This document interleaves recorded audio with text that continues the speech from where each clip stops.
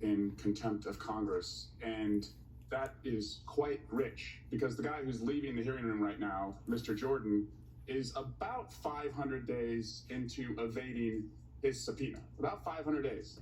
So if we're going to talk about contempt of Congress, let's get real. I mean, are you serious that Jim Jordan, a witness to one of the greatest crimes ever committed in America, a crime where more prosecutions have occurred than any crime committed in America, refuses to help this country, and we're going to get lectured about subpoena compliance and contempt of Congress? Jim Jordan won't even honor a lawful subpoena? Are you kidding me? Are you kidding me? There's no credibility on that side. Mr. Attorney General, you are serious, they are not. You are decent, they are not. You are fair, they are not. So I welcome you to the law firm of Insurrection LLP, where they work every single day on behalf of one client, Donald Trump. And they do that at the expense of millions of Americans who need the government to stay open, who want their kids safe in their schools, and would like to see Ukraine stay in the fight so that we don't help Russia. That's the expense that this nonsense, this clown show, I'd call it a clown show, except they actually have real responsibilities that affect real Americans. It's the difference between one side that believes in governing and one side that believes in ruling. You've tried to comply with this committee. In fact, last week, one of your special agents came here for an interview, brought his lawyer, and was told that he couldn't have his lawyer present. Mr. Jordan, who tells all of us he knows so much about the Constitution, wouldn't afford one of your employees one of the basic constitutional rights to have a lawyer present. In fact, they threatened to call the Capitol Police and arrest a lawyer that was brought. Are you familiar with that standoff that occurred last week, Mr. Attorney General? Generally, yes. Well, your office also sent a letter detailing it, that you were willing to comply, but you'd like him to have a lawyer, and I'd like to submit that to the...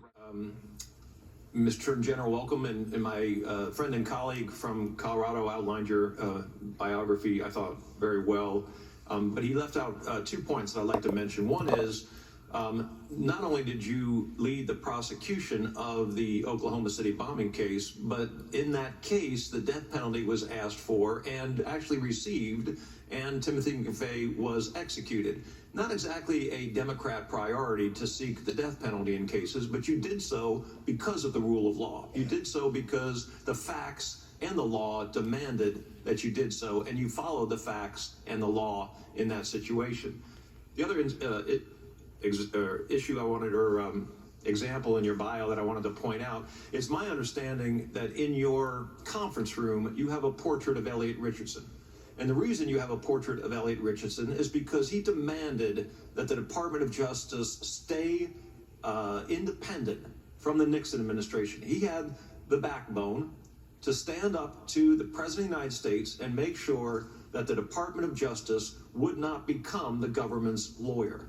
You put that portrait there soon after you became Attorney General because it was a signal. It was a signal to the world that you wanted to be known in the same way that others that had come before you were known. And frankly, one of the reasons I respect Attorney General Barr so much is because after January 6th, he made the very difficult decision to walk into the president's office and tell the president the election was not stolen. We have looked at this.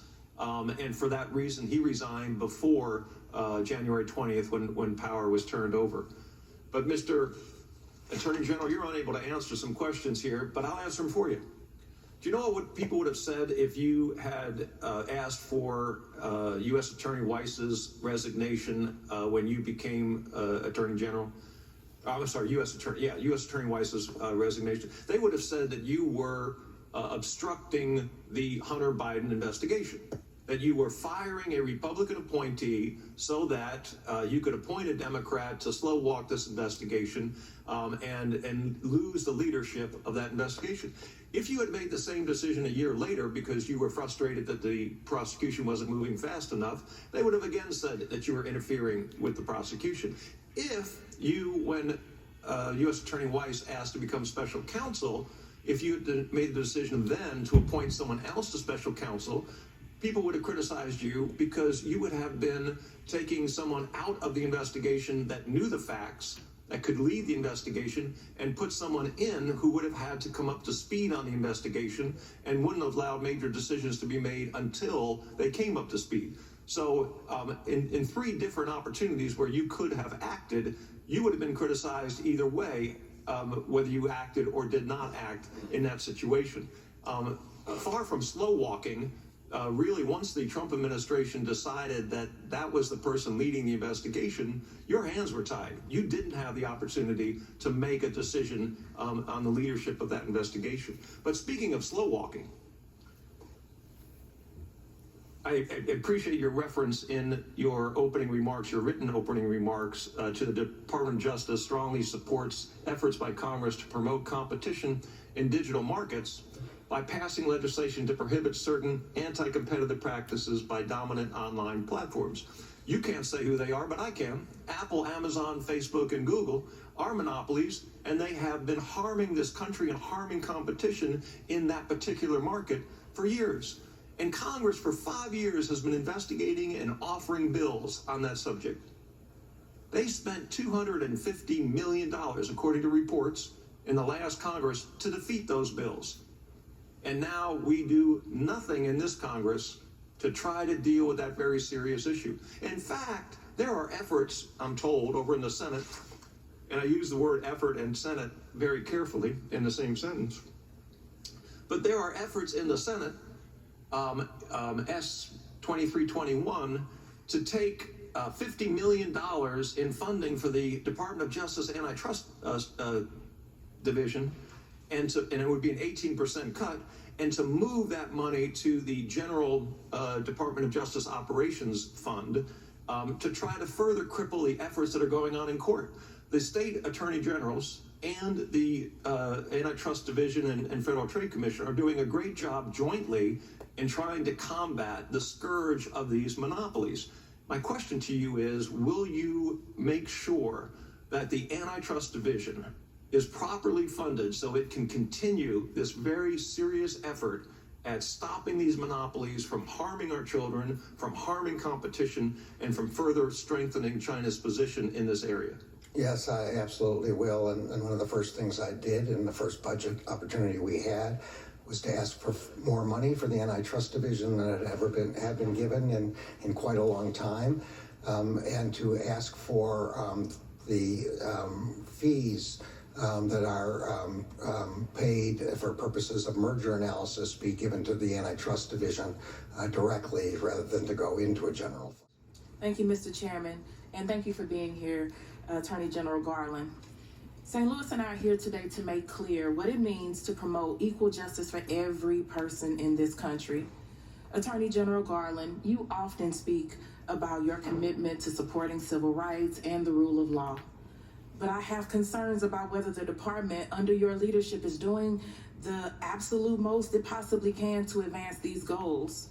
In the limited time I have, I want to share my concerns about specific issues with you directly and to make clear the steps that I believe that the department needs to take. First off, as this hearing has shown, a small number of the department's cases get an outsized level of attention in politics. But the reality is you preside over most of the federal system of mass incarceration.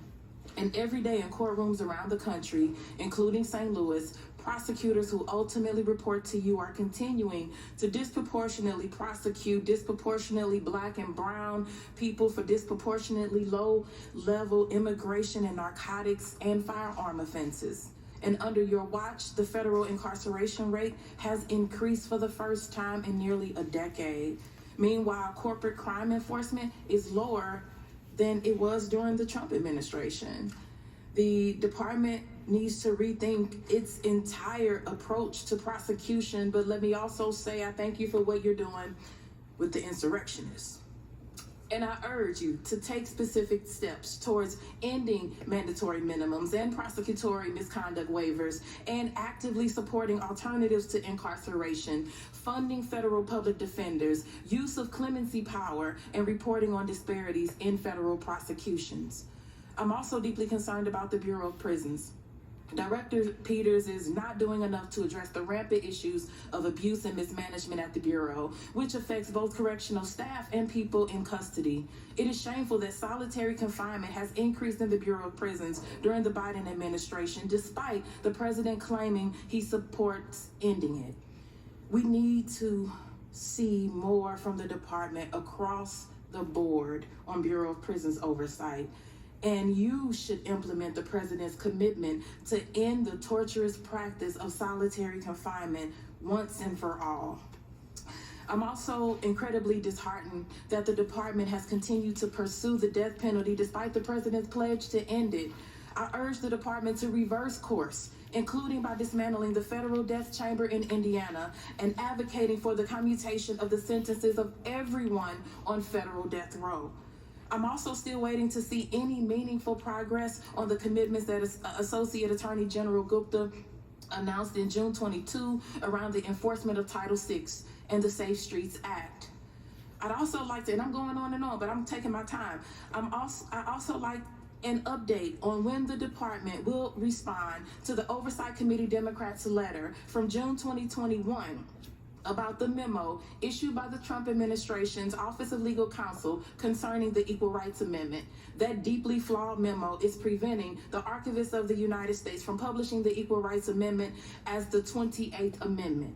I know that OLC issued a short clarification after you took office, but the wording was not a clear repudiation of the Trump-era memo. I urge you to fully withdraw the Trump OLC memo, which is baselessly obstructing constitutional gender equality for all. Finally, I cannot overstate how shocked I am by the targeting of protesters who oppose the construction of the Atlanta Public Safety Training Center, or Cop City, and I urge the department to investigate these obvious violations of civil rights.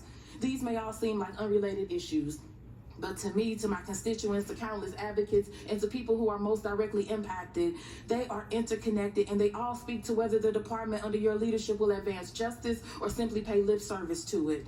Given the limited time that we have, I don't expect you to comment on all of these issues, but I have a question. Will you commit to working with me in my office on these issues, including having your staff promptly, by writing your position and sending that to us, reaching out to us about all of the issues that we just spoke about?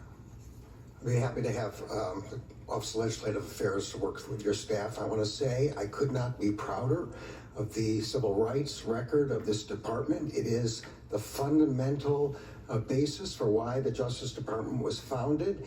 We have a history of also being obviously involved in the 1960s. When I came to the Justice Department, I'm going to stop you. I'm not disagreeing with any of that. I just want you to understand where I'm coming from, the things that I would like to see. I don't mean to cut you off, but I need to reclaim my time. Finally, I want to remind everyone yet again that this is what good faith oversight looks like, not the Republican playbook of running interference for a twice impeached, 4 times indicted white supremacist demagogue who would rather overthrow our democracy than admit he lost an election. Thank you, and I yield back. Archer not say Joe Biden did nothing wrong? Clear. I only know about Mr. Archer from newspaper reports. I want to be clear that I kept my promise to not involve myself in this investigation. Now stated. He said Joe Biden did nothing wrong.